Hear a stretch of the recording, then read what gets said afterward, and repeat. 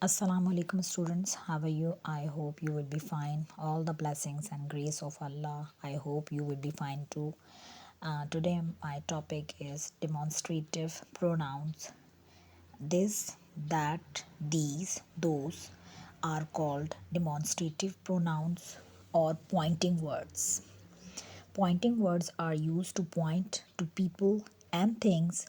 We use this singular and these plural to refer to things that are near, and that singular and those plural to refers to things that are far away.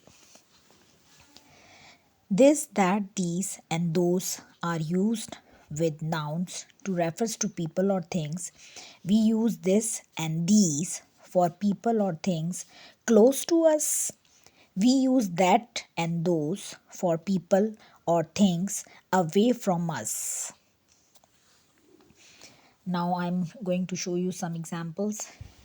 Example number 1 is I love to eat apples. These are my favorite. अब यहाँ पर apples जो हैं वो present ही की बात हो रही है और ज़्यादा एप्पल हैं, प्लूरल में है, तो यहाँ पर हम दीज यूज़ करेंगे क्योंकि प्रेजेंट की बात है और ज़्यादा एप्पल हैं. एग्जाम्पल नंबर 2 देखें. I made sandwiches yesterday, those were delicious. अब यहाँ सैंडविचेस हैं और पास्ट की बात हो रही है, यस्टरडे मौजूद है, गुजरे हुए टाइम की बात हो रही है और ज़्यादा सैंडविचेस हैं और दूर की बात है और पिछले टाइम की बात है, गुजरे हुए, तो यहाँ दोस यूज़ करेंगे. Those were delicious. Example number 3, you will have to use your pen, this is mine. अब यहाँ एक ही पेन है और प्रेजेंट की बात है, करीब की बात है, तो यहाँ दिस यूज़ करेंगे. और एग्जाम्पल नंबर 4 देखें. I lost my book last year, पिछले साल. इस वजह say that was about the history of Pakistan. Past की बात है, पिछले साल की बात है और एक ही बुक है, दूर की बात है, ज़माना बईद की बात है. और इस एग्ज़ाम्पल नंबर 3 जो थी वो ज़माना करीब की बात थी, तो इसलिए दिस यूज़ हुआ. एग्ज़ाम्पल नंबर 4 में ज़माना बईद, दूर के ज़माने की, पिछले टाइम की, पिछले साल की बातें तो और एक ही बुक है, तो दैट यूज़ किया है. एक चीज़ अगर करीब की है तो दिस यूज़ करेंगे, एक चीज़ अगर दूर की है तो दैट इस्तेमाल करेंगे.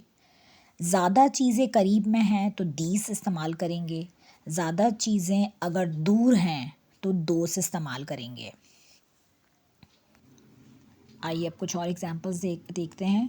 This is my favourite breakfast. ये करीब की चीज़ है, करीब का ज़माना है, तो इसलिए दिस इस्तेमाल हुआ है. That dress is beautiful. ये ड्रेस दूर है, तो यहाँ दैट एक ही ड्रेस है, सिंगुलर है, तो दैट इस्तेमाल करेंगे. आई लाइक दीज वासेस, तो ये ज़्यादा हैं, इसलिए यहाँ पर दीस इस्तेमाल हुआ है. दोस एप्पल्स वर वेरी जूसी. दूर पड़े हुए एप्पल्स और ज़्यादा भी हैं, प्लूरल भी हैं, तो इसलिए दोस इस्तेमाल करेंगे. तो आज आपने सीखा है डिमॉन्स्ट्रेटिव प्रोनाउंस, जिसे पॉइंटिंग वर्ड्स भी कहा जाता है, और ये 4 हैं: this, that, these and those. उम्मीद है कि आज का टॉपिक जो है आप लोगों को अच्छे तरीके से समझ आ गया होगा.